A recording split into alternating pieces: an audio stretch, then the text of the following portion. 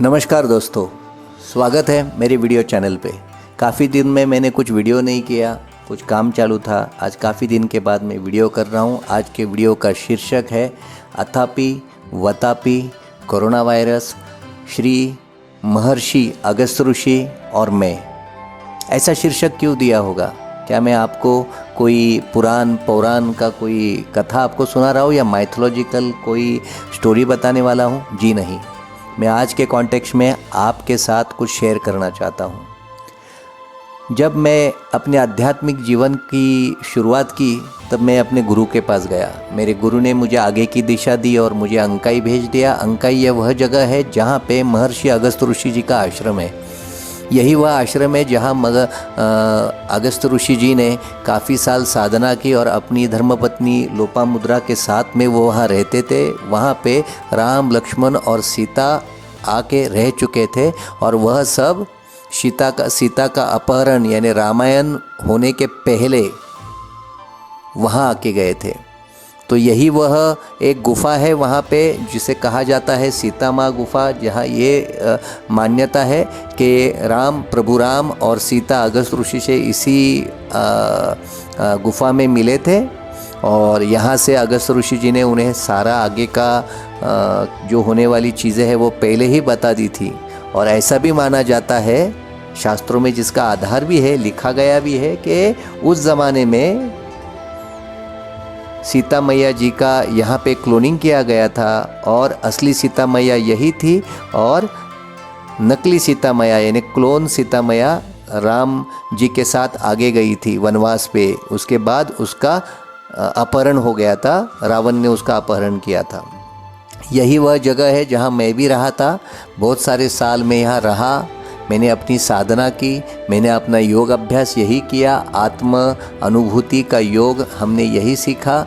हमारे जो गुरु थे उन्होंने हमें जो दिशा दी और श्री अगस्त ऋषि आश्रम में हमें जो दृष्टि मिली, उसका सारा जो भी चीज़ था, सारा अभ्यास था, वो यही जगह पे हुआ। यही जगह थी जहाँ पे हम घंटों ध्यान करते थे, घंटों आंखें बंद करके बहुत सारी चीज़ों का आकलन करते थे, अभ्यास करते थे। दोस्तों, ये जो आश्रम है, ये जो शिरडी, उसके बाद में नासिक, उसके बाद में मनमाड़, ये जो सारा एरिया है, इसे पुरान काल में दंडारक अरण्य कहते थे। तो ये दंडक अरण्य जो था, ये दंडक अरण्य में उस वक्त में दंडक राजा हुआ करता था जो बहुत ही बड़ा था, पर उसका राज्य चला गया और वहाँ पे सारे असुर रहने लगे, राक्षस लोग रहने लगे। वहीं पे दो राक्षस लोग रहते थे, एक का नाम था अतापी और दूसरे का नाम था वतापी। यह बहुत बुरे थे। इन्होंने वहाँ के सारे ऋषि मुनि, प्रजा लोग, राजा सबको खा लिया था, मार दिया था और वहाँ पे कोई आ भी नहीं सकता था, जा भी नहीं सकता था वहाँ से। तो दंडक अरण्य पूरा एकदम खाली हो गया था, वहाँ पे कुछ था ही नहीं अभी इन दोनों के सिवा। यह क्या करते थे? एक जो अतापी था, यह अन्न का रूप लेता था। जो कोई वहाँ पे ऋषि मुनि या कोई भी लोग वहाँ आते थे तो वह इसे खाते थे। वह जब खाते थे तो उनके पेट में जाता था, फिर उनको बीमार गिराता था और फिर विस्फोट होके उनको सारा मार देता था और फिर वापस प्रकट होता था। और इस तरह वतापी और अतापी उस व्यक्ति का मांस सारा खाते थे। तो यह उनकी थी मोडस ऑपरेंडी उस एरिया में काम करने की। अब क्या हुआ, बहुत सारा ये बढ़ने लगा सारी चीज़ें, तो देव भी बहुत परेशान हो गए। उन्होंने भी बहुत सारा प्रयत्न किया पर विफल हो गए।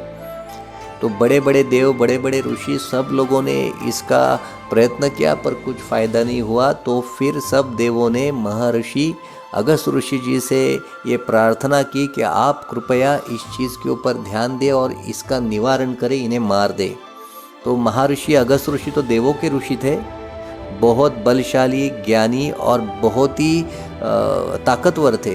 तो वह वहाँ उस दंडकारण्य में गए। वहाँ जैसे ही वो गए, वहाँ पे वो बैठे साधना करने के लिए, बस वहाँ पे अतापी आ गए। उन्होंने खाना का रूप लिया। वतापी ने उनको खाना ऑफर किया। महर्षि अगस्त ऋषि ने वो खाना खा लिया और पचा लिया, डकार दे दी बहुत बड़ी। यह देख के वतापी तो बहुत आश्चर्यचकित हो गए, डर भी गए कि ऐसा कैसा, इसने इसको कैसे पचा दिया। और वो भागने लगा उनसे, पर उन्होंने उसको पीछा करके उसको भी मार दिया। ऐसे करके वो दंडारक अरण्य जो है ना, वो पूरी तरह इनसे बच गया। अब देखिए, ये जो अतापी और वतापी है, ये मांसाहार खाते थे। आज का जो कोरोना वायरस है, यह भी इनके जैसा ही एक असुर है। ये असुर का रूप ही है जो बहुत प्रभावशाली है। अतापी और वतापी यह भी हर वक्त रूप बदलते थे। एक कोरोना वायरस ने भी अपने रूप बहुत बार बदले हैं। कहा जाता है 91 स्ट्रेन्स ऑफ वायरस है, इसका मतलब 91 रूप ऑफ वायरस है।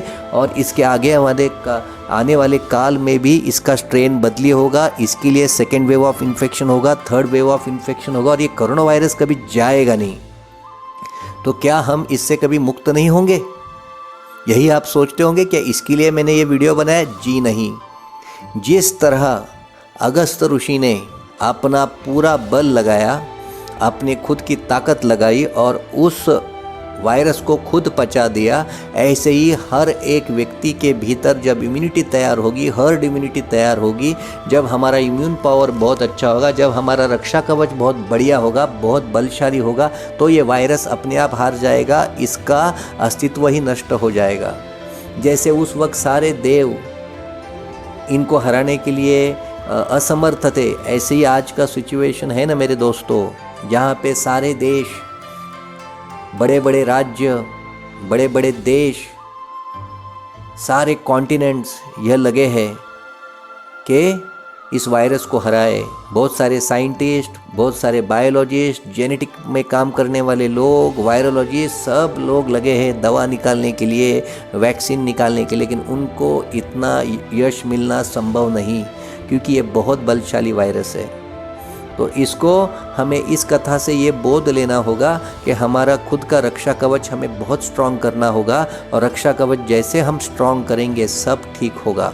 आत्मा मालिक।